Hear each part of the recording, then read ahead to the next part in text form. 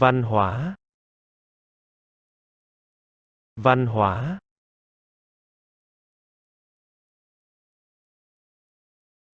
Thiết kế. Thiết kế.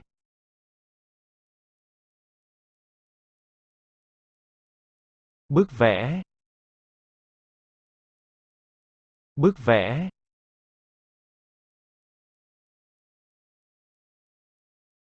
Triển lãm. Triển lãm.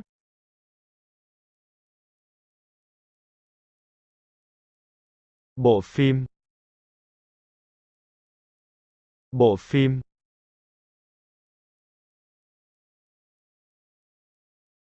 Phòng triển lãm. Phòng triển lãm.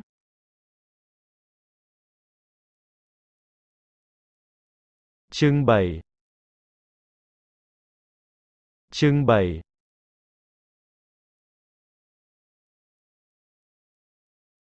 Hình minh họa. Hình minh họa.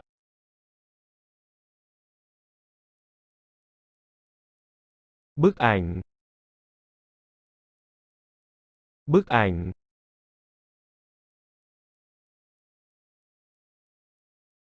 Nguồn cảm hứng. Nguồn cảm hứng.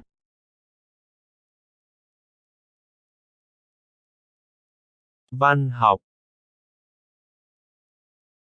Văn học.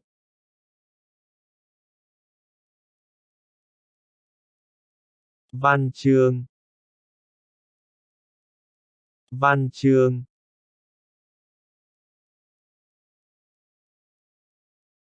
Kiệt tác.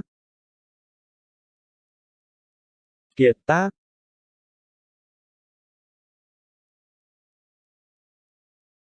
Bộ phim. Bộ phim.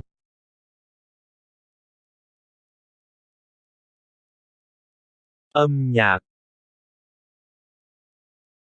Âm nhạc.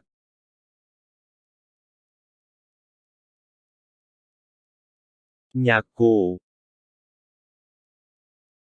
Nhạc cụ.